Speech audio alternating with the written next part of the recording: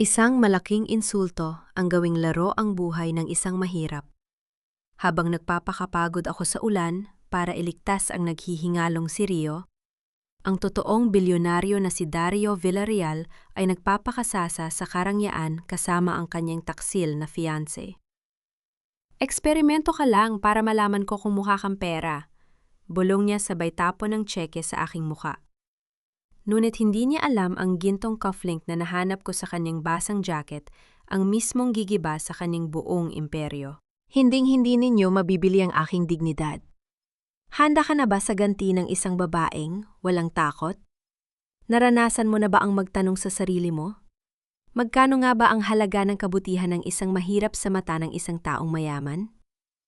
Nung gabi ng napakalakas na bagyo habang ang ulang ay walang tigil sa paghampas sa aming tagpi-tagping bubong, ibinahagi ko ang huling mangkok ng mainit na lugaw sa isang estrangero na halos mamatay na sa ginaw sa labas ng aming munting karinderya. Hindi ko alam ang gabing yon ang simula ng isang malaking laro na wawasak sa aking puso at susubok sa aking buong pagkatao. Ang aming munting karinderya sa isang maliit na bayan dito sa Quezon ay hindi lang basta hanap buhay. Ito ang pinakaingat-ingat ang alaala ng aking namayapang ina. Ngunit sa mga nagdaang buwan tila ba unti-unting lumulubog ang aming mundo. Halos malunod na kami sa utang ni Tatay Isko. Si Tatay ay matanda na, may sakit sa baga, at ang kanyang mga gamot ay unti-unting umuubos sa kung anong maliit na bariya ang kinikita ko sa pagbebenta ng ulam sa gilid ng kalsada.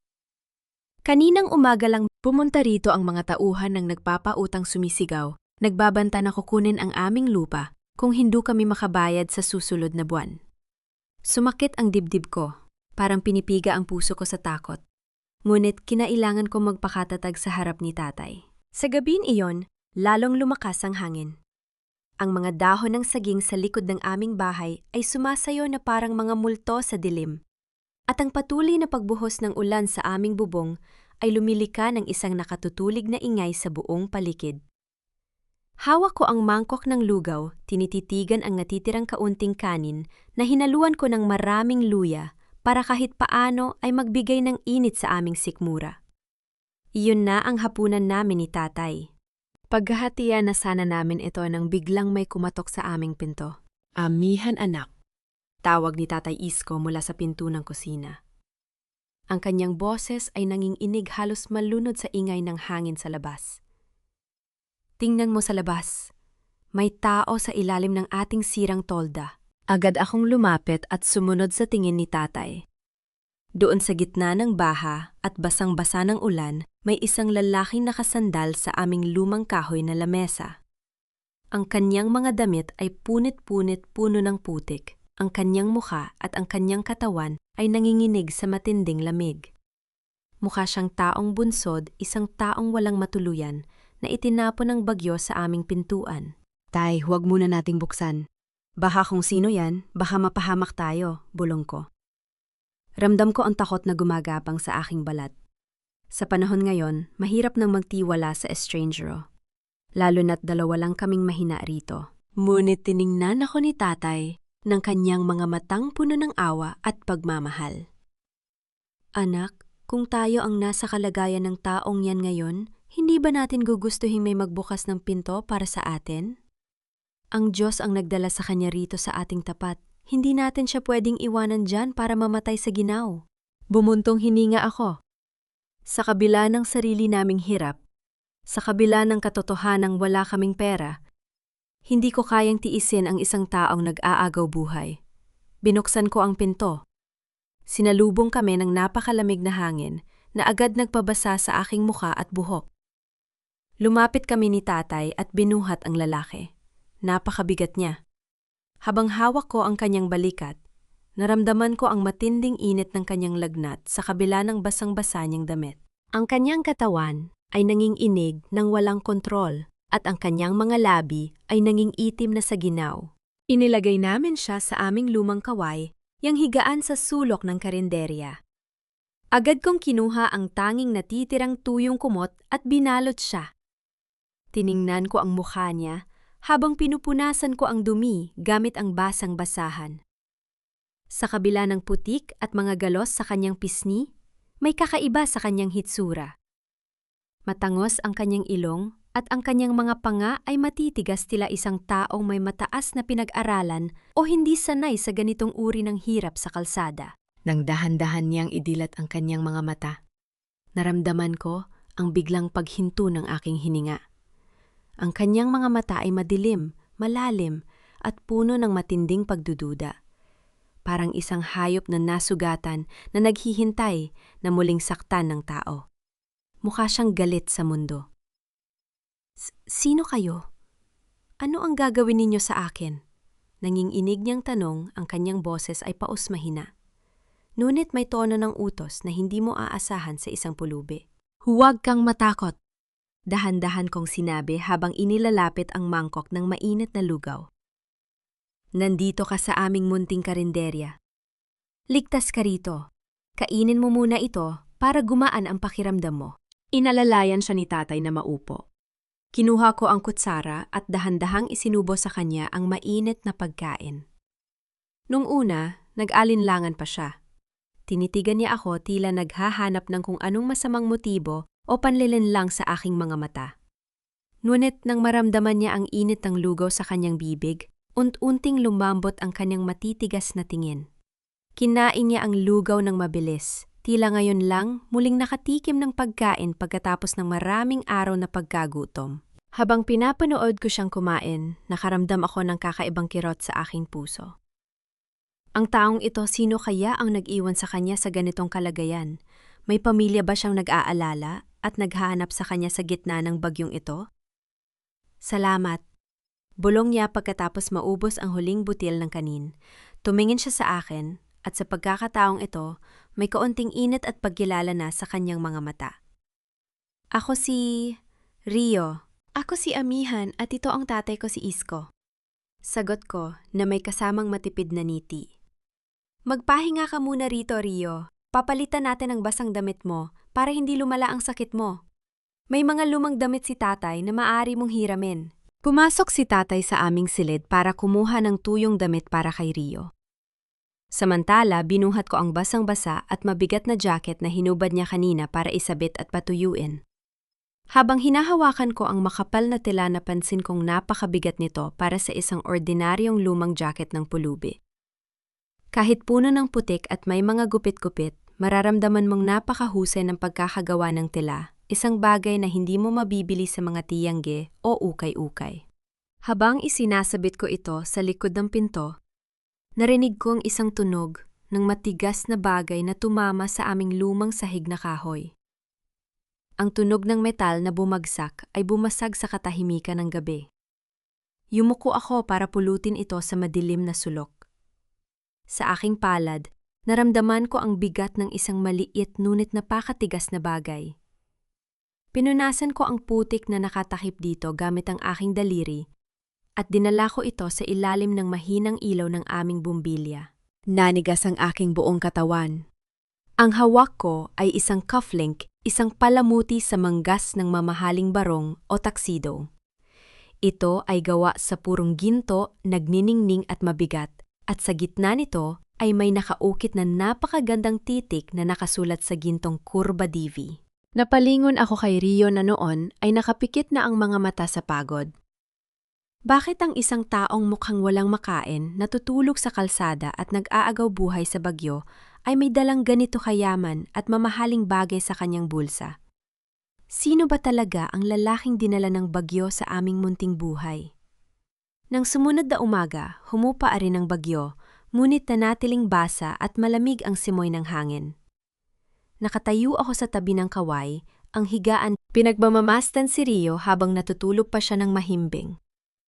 Ang gintong cufflink na nahanap ko kagabi ay maingat ko munang itinagos sa loob ng aking lumang kahon ng tahiin sa ilalim ng aking kama. Gusto ko siyang tanungin tungkol doon, ngunit nang makita ko ang mga sariwang galos sa kanyang muka, at ang tila pagod na pagod niyang katawan, pinili ko muna ang manahimik. Ayokong isipin niya na pinapakialaman ko ang kanyang mga gamit, lalo na't estranggero pa rin siya sa amin. Dahan-dahang gumalaw si Rio. Nang idilat niya ang kanyang mga mata, agad siyang napaupo ng mabilis. Tila nagulat at handang lumaban sa kung sinong kaaway. Ngunit nang makita niya ako at ang pamilyar na simpleng kusina ng aming karinde, dahan-dahang bumaba ang kanyang mga balikat at huminga siya ng malalim. "Gising ka na pala?" Dahan-dahan kong sinabi habang inilalagay ang isang baso ng mainit na tubig sa tabi ng kanyang higaan. "Kamusta ang pakiramdam mo? Masakit pa ba ang katawan mo?" Hinimas niya ang kanyang ulo, ang kanyang mga kilay ay nagtagpo sa tila matinding kirot. "Salamat. Medyo maayos na ang pakiramdam ko kaysa kagabi, pero..." Tumingin siya sa paligid, may malalim na kalituhan at pagkabahala sa kanyang mga mata. "Sino ako? Bakit wala akong maalala?" Kumunot ang noo ko, pinagmasdan ko ang bawat galaw ng kanyang mukha para malaman kung nagsisinungaling siya. "Hindi mo ba talaga maalala kung paano ka napunta rito sa Quezon o kung taga saan ka talaga?" Umiling siya, ang kanyang muka ay puno ng matinding pag-aalala at ang kanyang mga kamay ay dahan-dahang nanginginig sa ibabaw ng kumot. "Ang huli ko lang maalala, may mga lalaking humabol sa akin sa madilim na kalsada. Binugbog nila ako, kinuha ang lahat ng gamit ko, ang pitaka ko, ang mga dokumento ko. Pagkatapos wala na. Nagising na lang ako sa gitna ng ulan, naglalakad ng walang direksyon hanggang sa makita ko ang ilaw ng inyong karinderya. Hindi ko alam kung saan ako uwi." Nakinig ako ng mabuti. Maaaring may amnesia nga siya dahil sa matinding hampas sa kanyang ulo? O baka naman natatakot lang siya sa mga taong nambugbog sa kanya kaya ayaw niyang sabihin ang totoo. Kung ano man ang dahilan, nakita ko ang tunay na takot at pagod sa kanyang mga mata.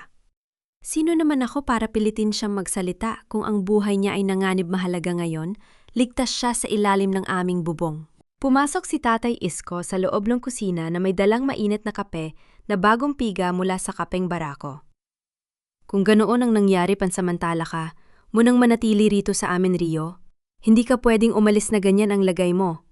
Wala kang pera at hindi mo alam kung saan ka pupunta. Makakatulong ka rito sa karinderya habang nagpapalakas ka ng katawan. Maliit lang ang aming tirahan, ngunit may sapat na espasyo para sa isang taong nangangailangan." Tumingin si Rio kay Tatay Isko pagkatapos ay tumingin siya sa akin.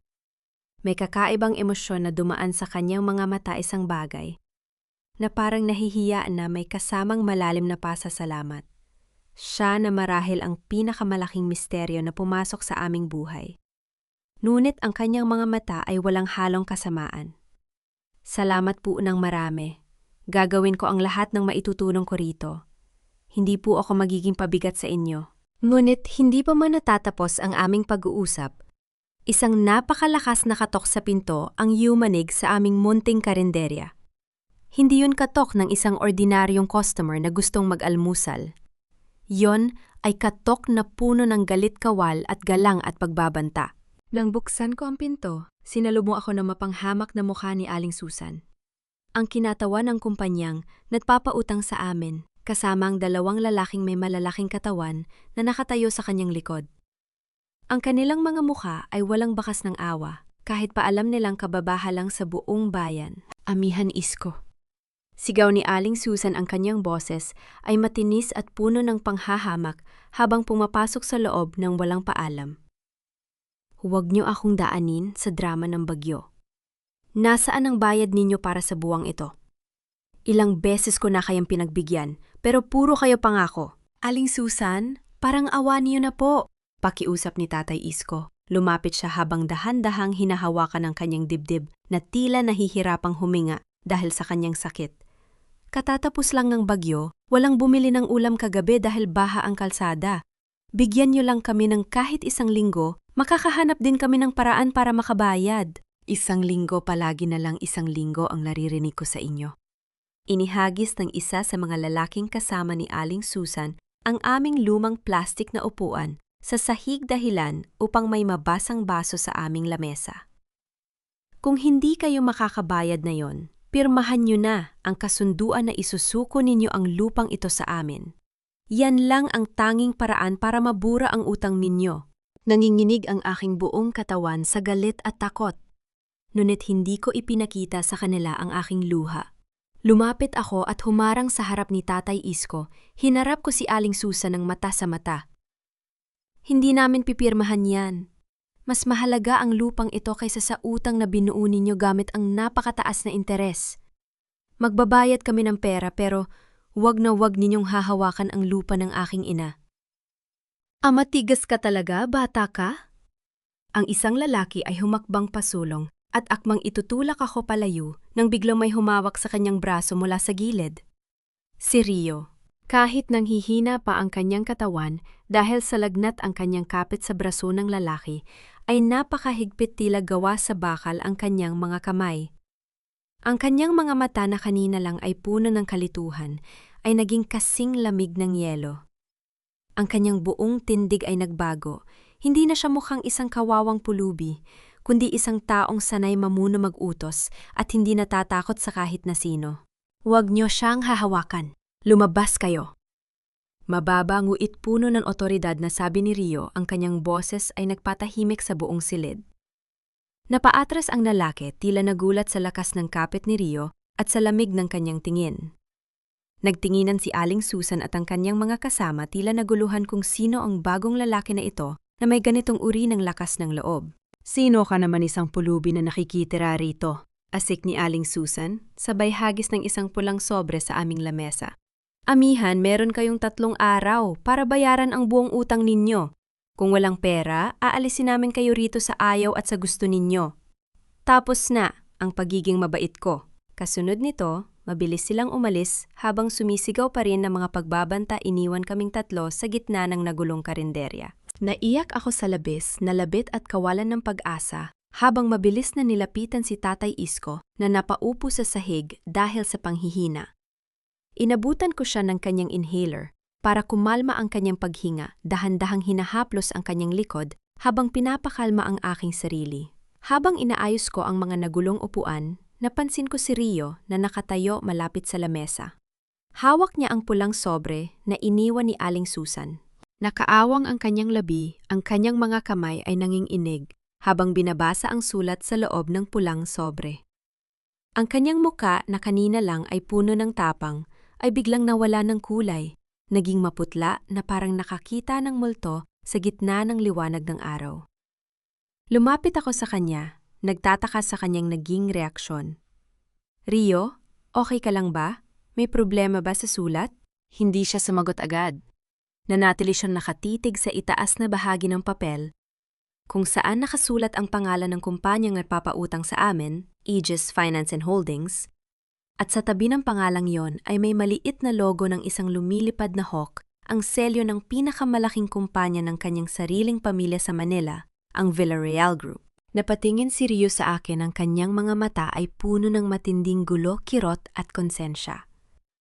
Napagtanto niya na ang kumpanyang unti-unting sumisira sa pamilyang nagligtas sa kanyang buhay ay walang iba, kundi ang sarili niyang imperyo na pinamumunuan ng kanyang pamilya sa Manila. Mabilis na lumipas ang mga araw sa aming maliit na bayan. Si Rio ay naging napakalaking tulong sa aming maliit na karinderya. Nung mga unang araw niya, halatang-halata na hindi siya sanay sa mga gawaing bahay o sa anumang uri ng mabigat na trabaho. Hindi man lang niya alam kung paano magbalat ng patatas ng maayos at halos mabasag niya ang mga baso at plato sa tuwing naghuhugas siya ng mga pinagkainan. Ngunit kahit nahihirapan at halatang napapagod, hindi ko siya narinigan ng anumang reklamo. Pinapanood ko siya araw-araw habang nabubuhat ng mabibigat na sako ng bigas. Ang kanyang pawis ay umaaagos sa kanyang leeg at likod habang nagtatrabaho siya sa ilalim ng matinding init ng araw. Nakikita ko ang determinasyon sa kanyang mga mata, isang bagay na hindi mo madalas makita sa isang ordinaryong lalaki sa kalsada. Unti-unti natututo na siyang magluto, mag-ayos ng mga lamesa at makipag-usap sa aming mga customer nang may kasamang niiti.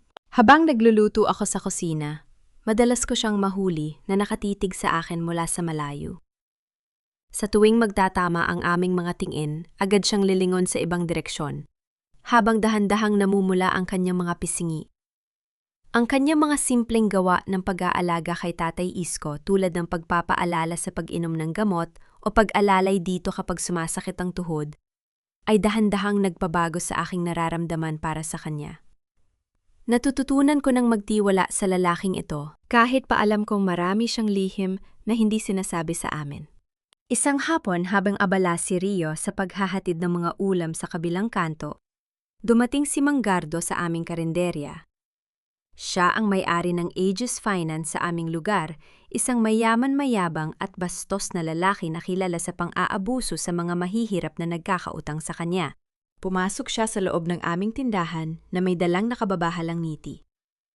"Amihan, magandang hapon sa iyo," dahan-dahan niyang sinabi habang tinititigan ako mula ulo hanggang paa sa parang nagpapatindig ng aking balahibo. "Nabalitaan ko mula kay Susan na nahihirapan daw kayong magbayad ng utang para sa buwang ito." "Magbabayad kami, Manggardo. Bigyan niyo lang kami ng sapat na panahon," sagot ko habang pinatitigas ang aking boses para hindi niya mahalata ang aking takot. Lumapit pa siya lalo sa akin. Naramdaman ko ang kanyang mabahong hininga habang hinahawakan niya ang aking kamay sa ibabaw ng lamesa. "Alam mo, Amihan, napakaganda mong bata. Sayang naman ang ganda mo kung dito ka lang sa kusina, nagpapakakagod araw-araw. May madaling paraan para mabura ko ang lahat ng utang ninyo ni Isko. Sumama ka lang sa akin sa Manila ngayong darating na weekend at maging masunurin ka sa lahat ng gusto ko. Madali akong kausap kapag naging mabait ka sa akin." Naramdaman ko ang mabilis na pag-akyat ng dugo sa aking mukha dahil sa matinding galit at insulto. Sa tindi ng aking nararamdaman, mabilis kong binawi ang aking kamay at walang pag-aalinlangang isinampal ko sa kanyang mukha ang basang-basahan na hawak ko. "Umalis kayo rito." Sigaw ko nang inginig ang aking buong katawan. Nuwit na natili akong nakatayo ng matuwid na may mataas na dignidad. "Mahirap lang kami, Manggardo, pero hindi ko kailanman ibebenta ang aking pagkatao at danggal para lang sa pera ninyo. Lumabas kayo bago ko kayo buhusan ng kumukulong sabaw." Saktong pumasok si Rio mula sa pinto na may dalang mga walang lamang lalagyan. Nakita niya ang galit at luha sa aking mga mata at ang pulang mukha ni Manggardo na halatang nagulat sa aking ginawa. Agad na nagbago ang mukha ni Rio, sumama ang kanyang tingin, at mabilis siyang humakbang papasok ang kanyang mga kamao ay nakakuyom ng napakahigpit na tila andang pumatay. Kung hindi ko mabilis na hinawakan ang kanyang braso, alam ko masasakta niya si Manggardo ng malubha. "Umalis ka na rito bago ko makalimutan na tao ka rin." Bulong ni Rio kay Manggardo. Ang kanyang boses ay may dalang kakaibang panganib at otoridad na nagpatakbo kay Manggardo palabas ng aming tindahan ng walang lingon-lingon. Nang gabing yon, hindi ako makatulog sa tindi ng pag-aalala. Alam kong hindi titigil si Manggardo at gagawa siya ng paraan para sirain ang aming buhay. Nakita kong lumabas si Rio ng gabi ring yon. Sinabi niya sa akin na bibili lang siya ng gamot sa hika para kay Tatay Isko sa bayan. Ang hindi ko alam, pumunta si Rio sa isang maliit na internet cafe sa dulo ng kalsada. Doon gamit ang isang lumang computer binuksan niya ang kanyang pribadong bank account sa Manila at gumawa ng isang malaking transfer ng pera ng direkta sa account ng Aegis Finance upang bayaran ang buong utang ng aking pamilya nang walang nakakaalam. Kinaumagahan, nagulat kami nang biglang dumating si Aling Susan sa aming karinderya. Ngunit sa pagkakataong ito, wala siyang dalang galit o pagbabanta. Ang kanyang muka ay puno ng matinding kalituhan at bahag, yang takot habang nakatingin sa aming lahat. Inilapag niya ang isang pirasong papel sa aming lumang lamesa. "Amihan, Isko, fully paid na ang buong utang ninyo.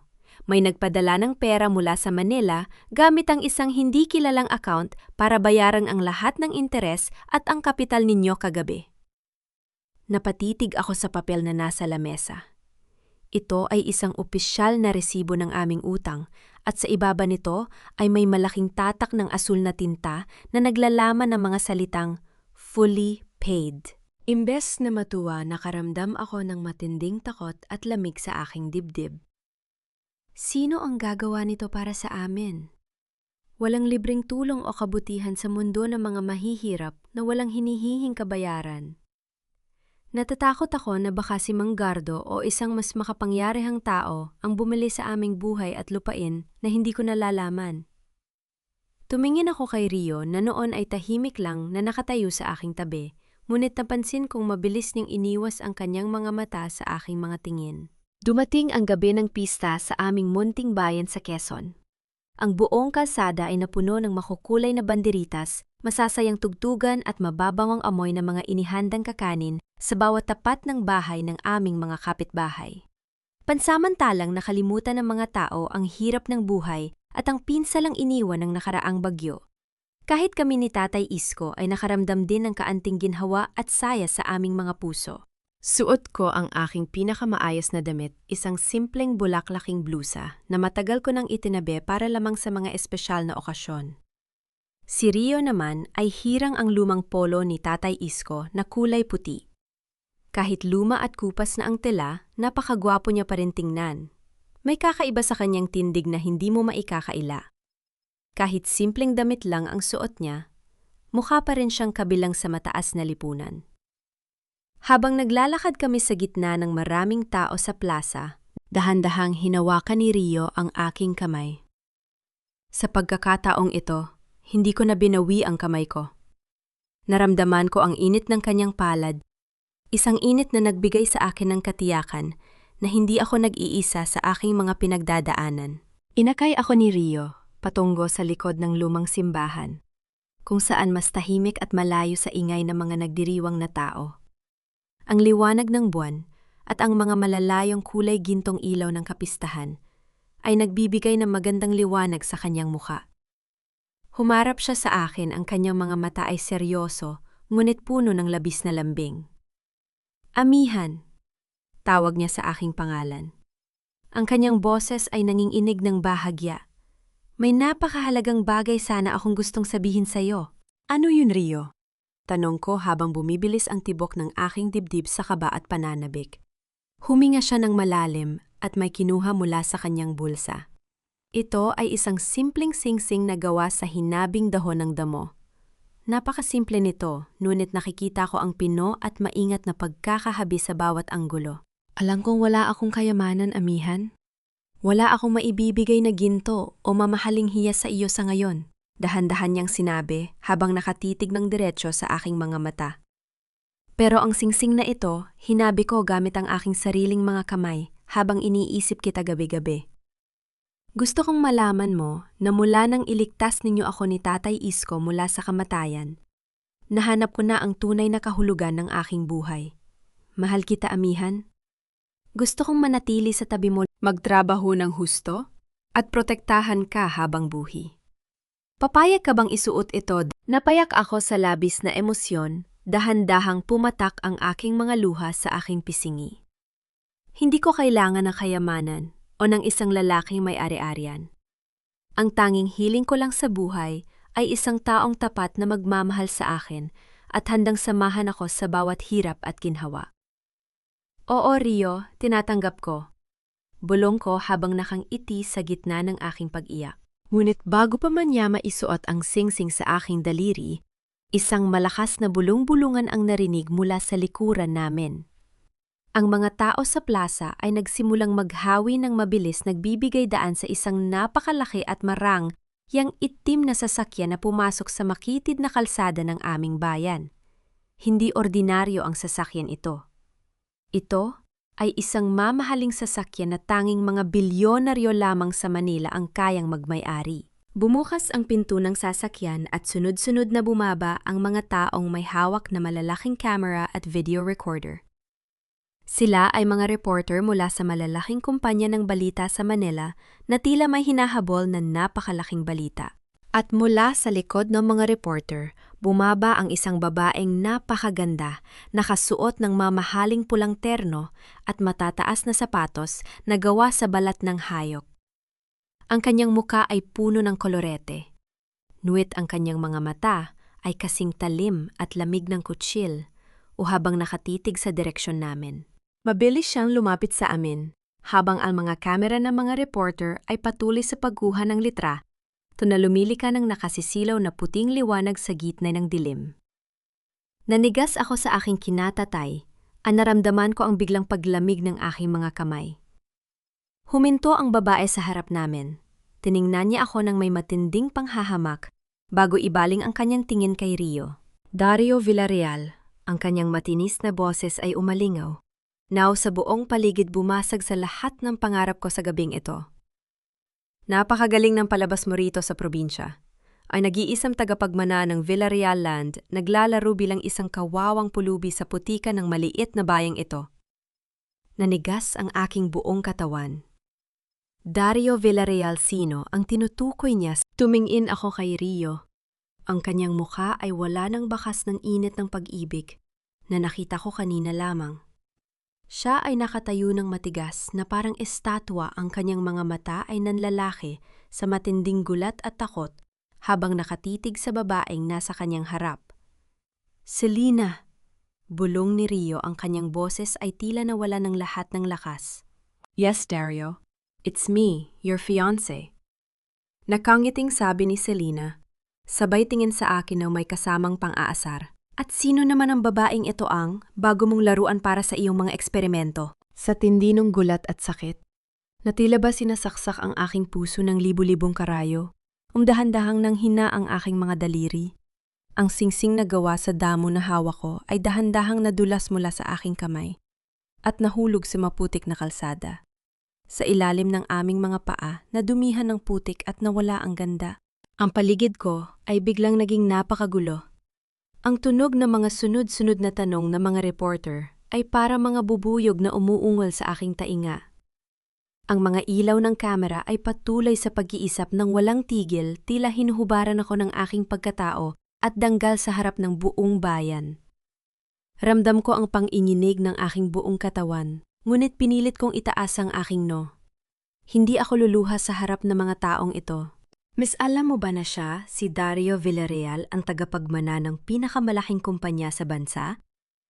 Plano mo ba talagang gamitin ang kahirapan mo para akitin siya at makuha ang kanyang tiwala?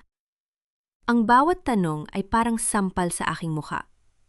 Tumingin ako kay Selena na noon ay nakatayo nang may kasamang mapang-asar ng ngiti sa kanyang mga labi. Tingnan ninyo siya, sabi ni Selena sa mga reporter sabay turo sa aking lumang blusa. Napakatalino ng pamilyang ito. Alam nilang mayaman si Dario, kaya nagkunwai silang mababait para patuluyin siya sa kanilang bahay. Sino nga ba naman ang tangang magpapakain sa isang pulubi sa gitna ng bagyo kung walang inaasahang kapalit na milyon-milyon, hindi ba? Selena, tumahimik ka, sigaw ni Dario.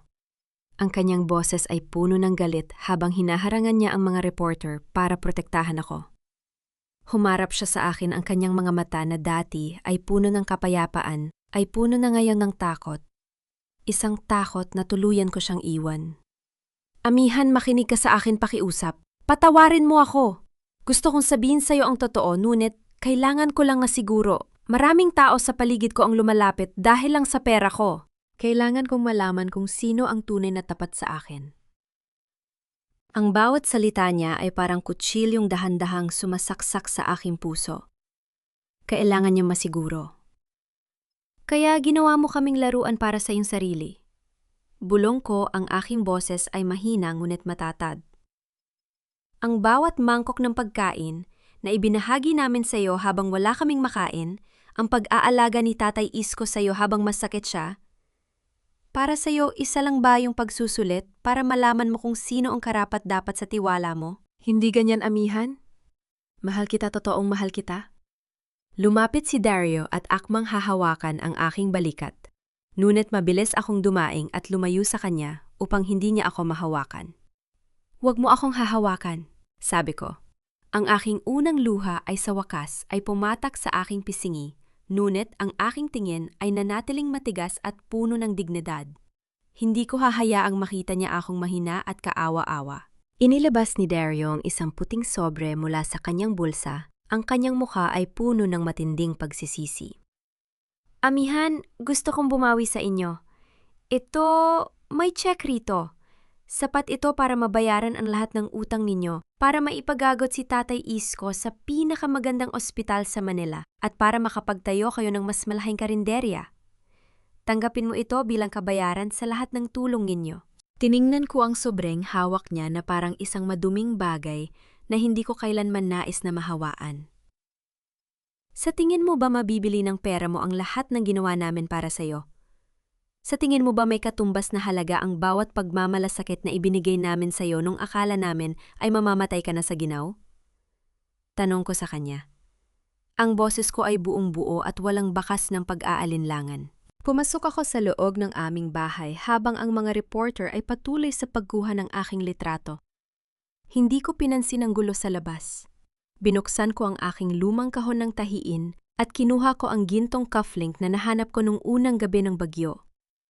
Mabilis akong lumabas muli. Hinarap ko si Dario sa harap ng lahat ng reporter at ni Selena. Inabot ko ang kanyang kamay dahan-dahang, binuksan ang kanyang palad at inilagay dulang gintong cufflink na may titik na DV. Nung unang gabi na dinala ka ng bagyo rito, nahanap ko ito sa basang jacket mo. Dahan-dahan kong sinabi ang bawat salita ko ay malinaw at matalim. Itinago ko ito dahil nag-aalala ako na baka ito ang tanging mahalagang bagay na natitira sa'yo pagkatapos mo sabihing nabanatan ka. Ngayon binabalik ko na sa'yo ang ginto mo dahil hindi ko kailangan ang anumang bagay na pagmamay-ari mo. Tumingin ako sa kanyang mga mata sa huling pagkakataon. Naglitas ako ng isang tao na halos mamatay na sa ginaw sa labas ng aking pinto, hindi ng isang bilyonaryo na gustong gumawa ng eksperimento sa aming mga mahihirap upang patunayan ang kanyang sarili. Umalis ka na rito, Dario, at huwag ka nang babalik pa. Inihagis ko ang cufflink sa kanyang paanan, kung saan ito ay dahan-dahang bumaon sa basang putik sa ilalim ng ulan. Tumalikod ako at pumasok sa loob ng aming bahay, isinara ko ang pinto ng mahigpit, at narinig ko ang tunog ng pag-alis ng kanilang mga sasakyan sa malayo. Iniwan siyang nakatayo roon habang ang kanyang ginto ay natatabunan ng dumi ng aming bayan. Napakabigat ng hangin sa mga sumunod na araw sa aming bayan. Ayang sa balita sa lumang radyo ni Tatay Isko, isang napakalakas na bagyo ang direktang tatama sa aming lalawigan dito sa Quezon. Ang mga kapitbahay namin ay nagsimula ng mag-impake ng kanilang mga pinakamahalagang gamit upang lumikas patungo sa mas ligtas at matitigas na gusali sa bayan. Si Tatay naman ay ayaw umalis sa aming karinderya. Nakaupo lang siya sa gilid ng kanyang kaway, yang higaan, hawak ang kanyang lumang krus at tahimik na nagdarasal habang ako naman ay abala sa pagpako ng mga lumang kahoy sa aming mga bintana upang hindi ito liparin ng malalakas na hangin. Kahit galit na galit ako kay Dario dahil sa kanyang ginawang pagsisinungaling at pagbabalat kayo, hindi ko maikakaila sa aking sarili na may bahagi sa aking puso ang nag-aalala para sa kanya. Nasaan na kaya siya ngayon? Ligtas ba siya sa loob ng kanyang marangya at mainit na mansyon sa Manila habang ang bagyo ay unti-unting lumalapit sa aming bayan? Kalaunan ko na lang nalaman mula sa mga balita sa telebisyon at sa sarili niyang pag-amin nang magkausap kaming muli kung ano ang nangyari kay Dario nang bumalik siya sa Maynila sa mga oras na iyon. Habang kami ni Tatay Isko ay naghahanda sa pagdating ng dilubyo, nakaupo si Dario sa loob ng isang napakalaki at malamig na boardroom sa pinakatuktok ng Villarreal Tower sa Makati.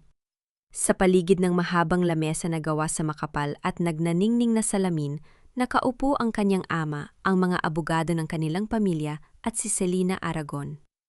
Ang opisyal na kontrata para sa paglilipat ng lahat ng ari-arian at pamumuno ng Villarreal Land ay nasa kanyang harap.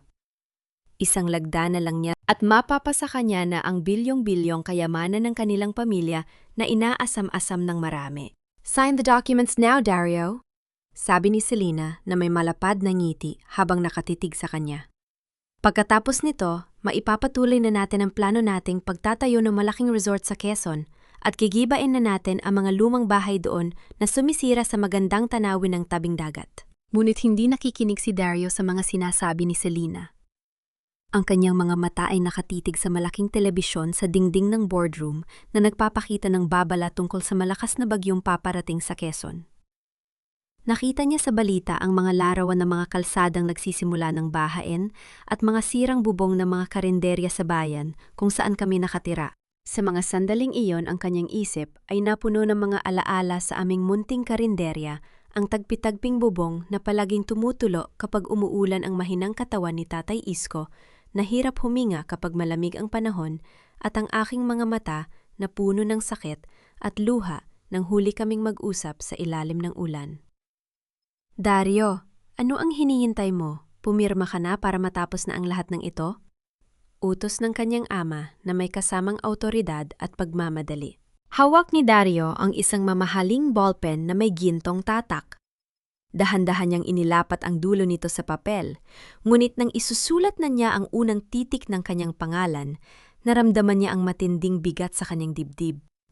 Napagtanto niya na kung pipirmahan niya ang papel na ito habang buhay siyang makukulong sa isang mundong puno ng transaksyon, kasinungalingan at kawalan ng tunay na pagmamahal. Tatanggapin niya ang bilyong-bilyong kayamanan, kapalit ng tanging babaeng nagpakita sa kanya ng tunay na pagpapahalaga noong akala ng lahat ay isa lamang siyang pulubing, walang silbi. Dahan-dahang binitawan ni Dario ang ballpen.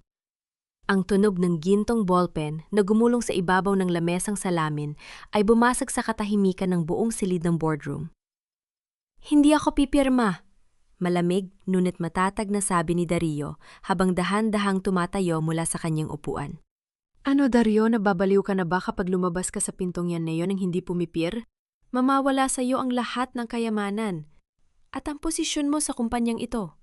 Sigaw ng kanyang ama na may kasamang matinding galit, habang si Selena naman ay napatayo sa gulat at hindi makapaniwala sa kanyang narinig.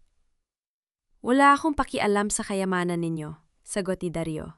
Tinalikuran niya ang bilyong-bilyong halaga ng pamana ang kanyang pamilya at ang galit na si Selena.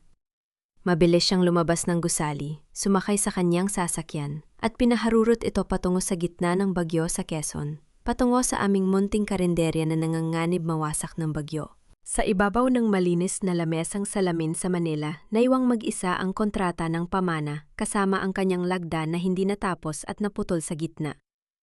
Ang langit ay naging kasing itim ng uling at ang hangin ay nagsimulang umungol na parang isang gutom na hayop na naghahanap ng mabibiktima. Wala na kaming makita sa labas, kundi ang puting tabing ng ulan na humahampas sa bawat sulok ng aming munting karinderya. Biglang nayanig ang buong paligid ng isang malaking puno ng mangga sa likod ng aming bahay.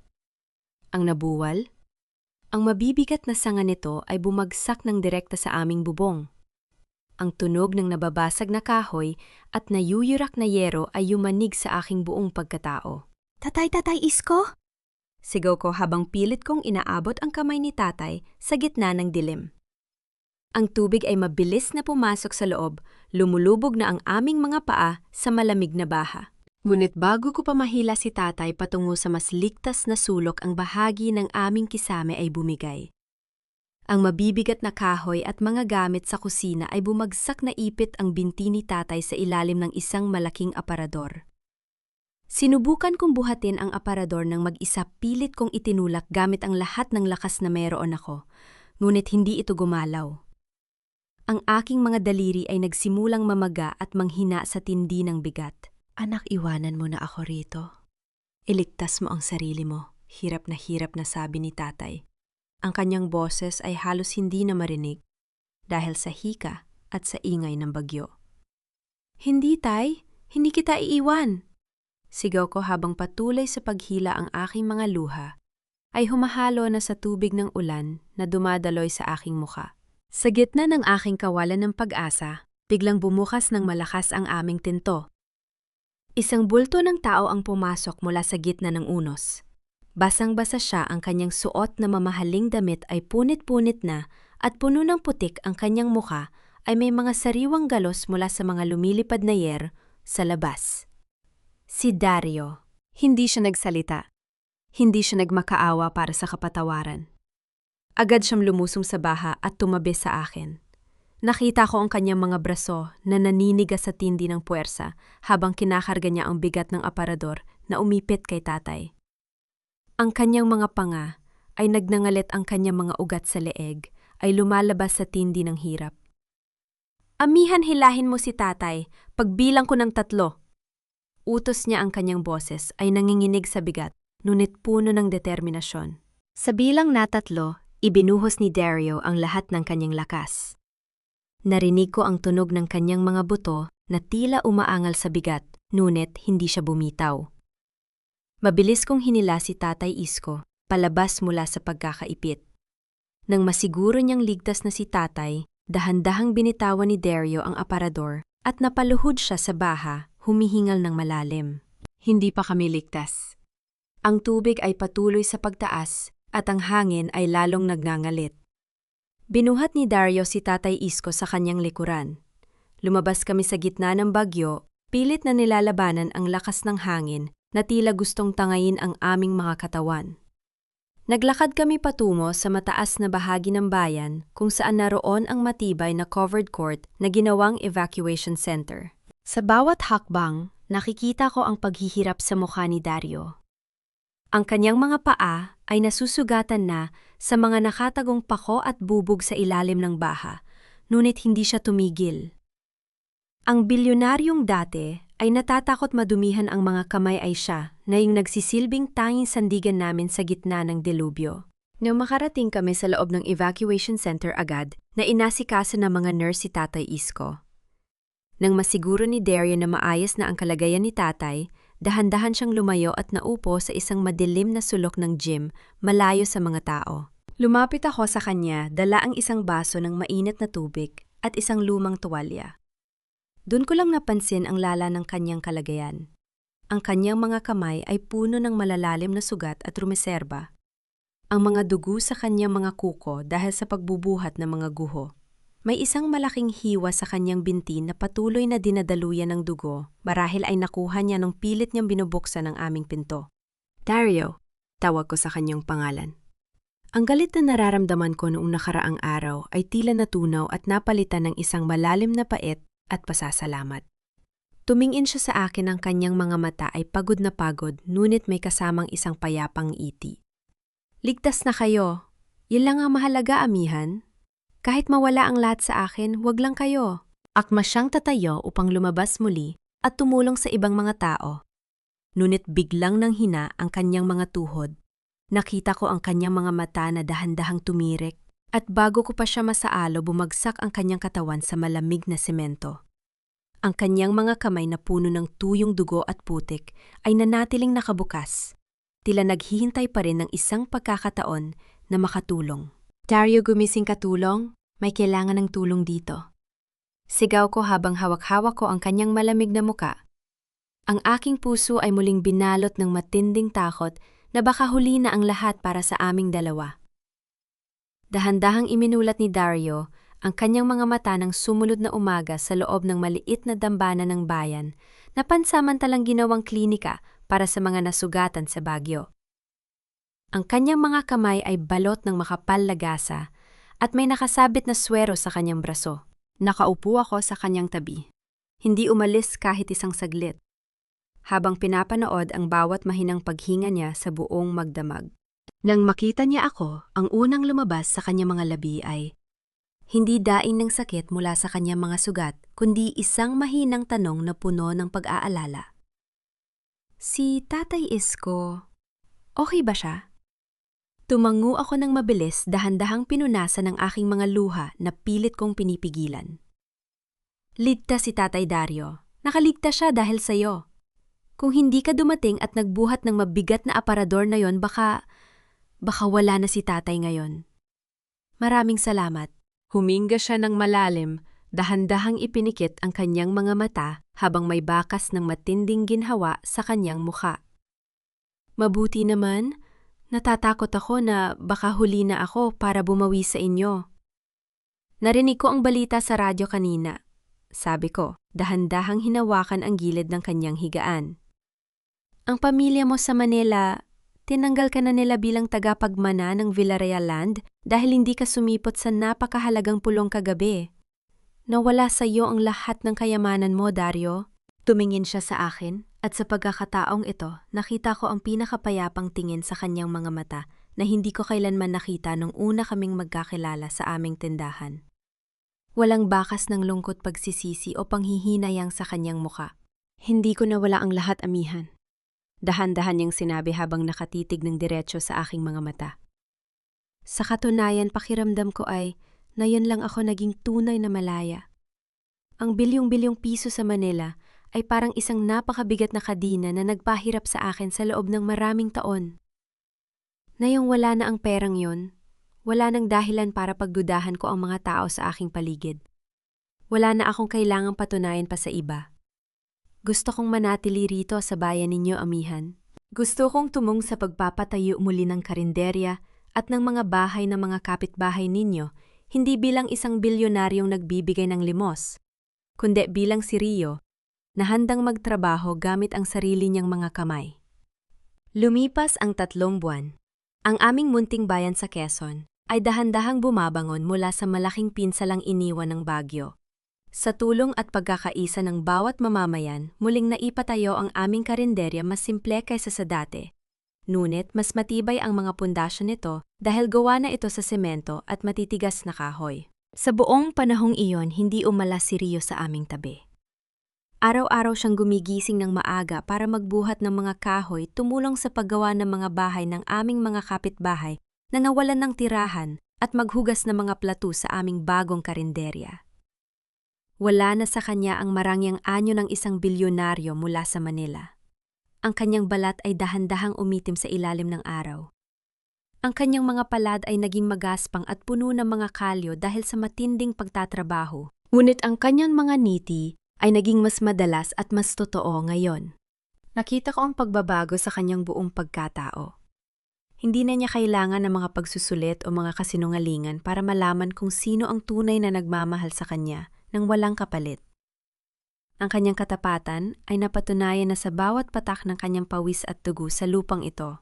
Isang hapon, habang lumulubog ang araw sa tapat ng aming bagong karinderya, nakaupo si Rio sa tabi ng kalsada habang pinupunasan ang kanyang pawis gamit ang isang lumang tuwalya. Lumapit ako sa kanya at dahan-dahang naupo sa kanyang tabi. May kinuha ako mula sa aking bulsa. Isang maliit na bagay na pinatuyo ko at iningatan sa loob ng aking lumang kahon ng tahiin sa mahabang panahon. Ang singsing na gawa sa dahon ng damo. Kahit medyo tuyo at kupas na ang kulay nito, nanatili pa rin ang porma ng maingat na pagkakahabi niya nung gabi ng pista. Inilagay ko ito sa ibabaw ng kanyang magaspang na palad. Sabi mo noon gusto mo akong isuot ito. Ngayong alam ko na kung sino ka talaga, at alam ko na kung ano ang laman ng iyong puso. Gusto ko pa ring tanggapin ang singsing na ito. Napatitig si Rio sa singsing na nasa kanyang palad, pagkatapos ay tumingin siya sa akin na may kasamang matinding gulat saya at pag-asa sa kanyang mga mata. Nanginginig ang kanyang mga daliri habang dahan-dahang kinukuha ang singsing. Amihan, sigurado ka ba, wala na akong maibibigay na marangya at komportableng buhay sa iyo ngayon? Bulong niya ang kanyang boses ay nanginginig sa matinding emosyon. Ngumiti ako sa kanya. Dahan-dahang inabot ko ang aking kamay upang hawakan ang kanyang kamay. Hindi ko kailangan ng marangyang buhay, Rio. Ang kailangan ko lang ay ang lalaking tapat na nakatayo sa harap ko ngayon. Ang lalaking handang magbuhat ng aparador para iligtas ang aking tatay at handang magbuhos ng pawis para sa aking bayan. Dahan-dahang isinuot ni Rio ang singsing, nagawa sa damo sa aking daliri sa ilalim ng maganda at kulay gintong liwanag ng lumulubog na araw. Sa pagkakataong ito, wala ng mga lihim, wala ng mga pagsusulit, at wala ng mga kasinungalingan sa pagitan naming dalawa. Meron lamang 2 taong natutong magmahalan sa gitna ng unos at natagpuan ang tunay na kayamanan sa loob ng puso ng bawat isa. Ang gintong liwanag ng paglubog ng araw ay dahan-dahang nagbigay ng kapayapaan sa 2 pusong dumaan sa matinding unos. Mga mahal kong tagapakinig nawa, ay naging magaan ang inyong pakiramdam sa pagtatapos ng ating kwento ngayong araw. Maraming salamat sa inyong walang sawang pagsama sa akin sa bawat yugto ng buhay ni Amihan at Rio. Habang isinusulat ko ang bahagi kung saan naitapon ang mamahaling ginto sa putik at ang simpleng singsing na damo ang muling nagbukas ng pinto ng pag-ibig, hindi ko mapigilang mapaluha at mapagnilayan ang takbo ng ating sariling buhay. Minsan sa paghahangad nating protektahan ang ating sarili mula sa panloloko ng mundo, nakaliligtaan nating ang pinakamahalagang bagay ay hindi nasusukat sa bigat ng ginto o sa ningning ng pangalan. Ang gintong cufflink na itinapon sa putik ay nagpapaalala sa atin na ang yaman kapag walang kasamang katapatan ay walang halaga sa harap ng isang taong may busilak na puso. Ngunit ang singsing na gawa sa damo isang bagay na napakasimple at madaling mahanap sa gilid ng daan, ngunit hinabi ng may pag-aalaga at pagtitiwala ito ang tunay na sumasagisag sa pag-ibig na hindi kayang tibagin ng kahit na anong lakas ng bagyo. Ang damo ay sumasabay sa ihip ng hangin at yumuyuko sa gitna ng unos, ngunit hindi kailanman nababali. Ganon din sana ang ating pakikitungo sa ating mga mahal sa buhay, maging tapat, maging mapagkumbaba, at huwag kailanman subukin ang kabutihan ng kapwa para lamang sa sarili nating takot. Kung kayo ang nasa kalagayan ni Amihan, magagawa niyo rin bang patawarin si Dario pagkatapos niyang patunayan ang kanyang sarili sa gitna ng delubyo? O mas pipiliin ninyong isara na ng tuluyan ang inyong puso? Nais ko ring malaman sa ang sulok ng mundo, kayo nakikinig gayon, habang ginagawa ang inyong mga pang-araw-araw na gawain, ibahagi ang inyong mga kwento at saluubin sa ating comment section sa ibaba. Huwag niyo rin pong kalimutang i-like at i-share ang ating kwento upang mas marami pa tayong pusong maabot at mabigyan ng inspirasyon. Tutuusin ang tunay na kayamanan ay wala sa ating mga bulsa, kundi sa mga taong handang manatili sa ating tabi sa oras ng bagyo. Hanggang sa muling pagkukwento nawa ay pagpalain kayo ng Maika, pal ng kapayapaan at pag-ibig na walang maliw. Tital ng kwento, ang singsing nga damo sa gitna ng unos. Ang kwentong ito ay isinulat hango sa inspirasyon mula sa mga totoong buhay sa labas na iniaalay para sa lahat ng mga nakaranas o kasalukuyang nararanasan ang katulad na pagsubok. Luwag na paunawa ang lahat ng mga tauhan at sitwasyon sa kwento ay binago at isinulat bilang kathang isip lamang, upang hindi makasakit o makasira, sa sinuman ang kwento ay nilikha para sa layuning magbigay ng aliw at maghatid ng magandang aral sa buhay.